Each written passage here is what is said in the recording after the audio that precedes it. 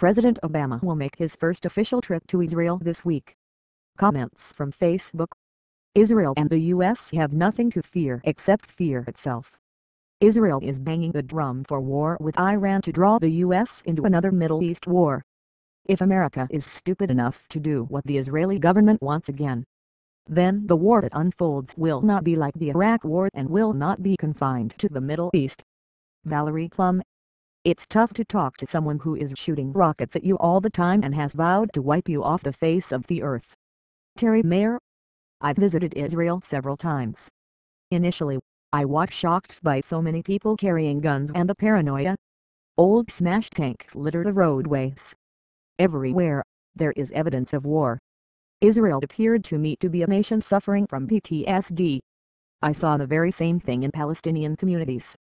This region is full of angry, frightened people on both sides, people who feel justified in their beliefs. And then I visited the place where it is believed that Jesus fed all the people with fish and loaves. Blessed are the peacemakers. For the first time, I sat down and felt calm in my spirit. He reportedly spoke to Jews and others alike, without a shred of anger or hatred. Then I felt hope for both these great communities. Lori Berry Smith. President Obama understands the importance of Israel in our global strategy, but he hasn't bent to its every whim, like past administrations, and for that I applaud him. Jerome Mansfield. Israel is the only stable and peaceful country in the entire region, while it is surrounded by people who want to wipe it out. Preston Lenz. Pakistan and North Korea are far more dangerous countries than Iran and already have nukes. We don't own the world. We've lost too many people enabling Israelis' fear. Anotanasia. Letters to the editor.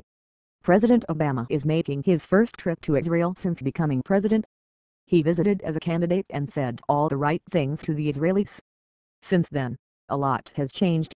Hosni Mubarak is gone from Egypt. Syria is in a civil war and Turkey is becoming more Islamic.